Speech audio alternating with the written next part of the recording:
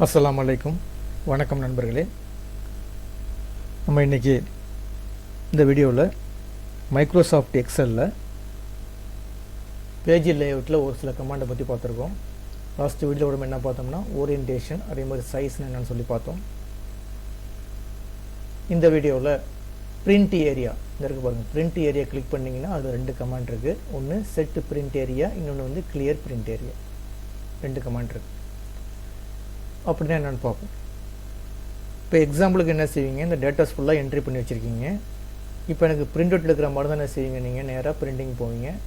ஃபைலில் போய் பிரிண்டை சூஸ் பண்ணுவீங்க. சூஸ் பண்ணோன்னே இந்த மாதிரி பிரிண்டிங் காட்டும். ஓகேங்களா?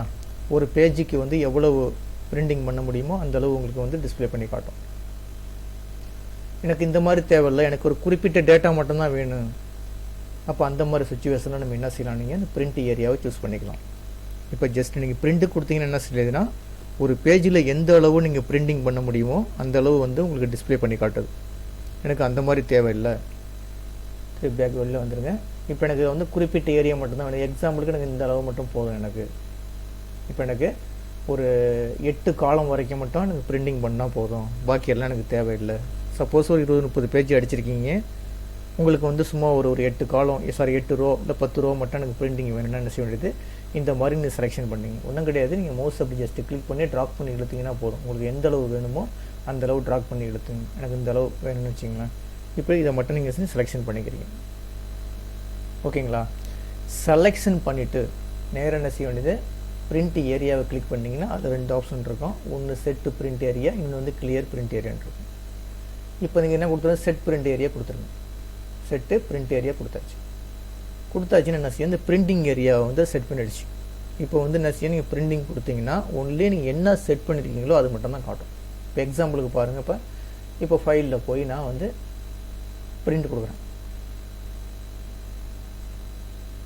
கொடுத்துன்னு என்ன பார்த்தீங்களா, உங்களுக்கு ஃபுல்லாக காட்டல பாருங்கள். ஒரு பேஜில் எவ்வளோ டேட்டா காட்டுமோ அந்தளவு டேட்டா காட்டல.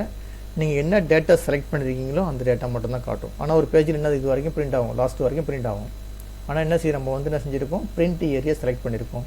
இந்த பிரிண்ட் ஏரியா செலக்ட் பண்ணுறது எப்படின்னா, ஒரு குறிப்பிட்ட ஏரியாவை நீங்கள் செலெக்ஷன் பண்ணிவிட்டு பிரிண்ட் ஏரியான்னு ஒரு ஆப்ஷன் இருக்கும். செட்டு பிரிண்ட் ஏரியா அப்படின்னு கொடுத்தீங்கன்னா அதை மொத்தம் என்ன செஞ்சிடும், அப்படியே பிரிண்டிங்காக செட் பண்ணி வச்சிடும்.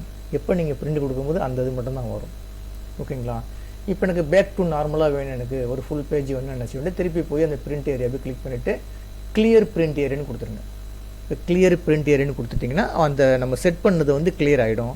இப்போ நார்மலாக தான் இருக்கும். உங்களுக்கு ஃபைலில் போய் பிரிண்ட்டு கொடுத்தீங்கன்னா ஃபுல்லாக வந்துடும். ஓகேங்களா? இந்த மாதிரி செட் பண்ணிக்கலாம். இன்னும் கிடையாது, உங்களுக்கு எந்த அளவு வேணுமோ. இப்போ எக்ஸாம்பிளுக்கு எனக்கு டேட்டா இந்த அளவு இங்கே வேணும்னு வச்சுக்கோங்க, இந்த டேட்டா மட்டும்தான் வேணும் எனக்கு. இப்போ எனக்கு இந்த டேட்டா மட்டும்தான் வேணும்னா அந்த டேட்டா மட்டும் அப்படியே செலெக்ஷன் பண்ணிக்கிங்க.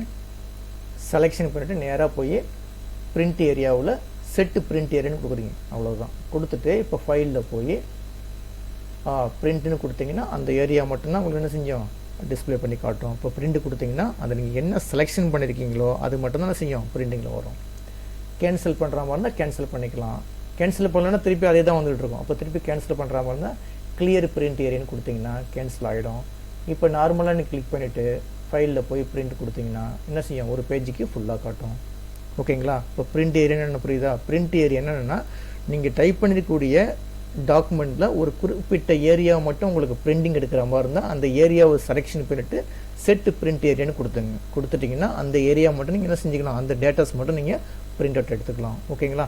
இந்த வீடியோ கிளிப்பு பிடிச்சிருந்துச்சுன்னா சப்ஸ்கிரைப் பட்டனை கிளிக் பண்ணி என்கரேஜ் பண்ணுங்கள். ரொம்ப நன்றிங்க.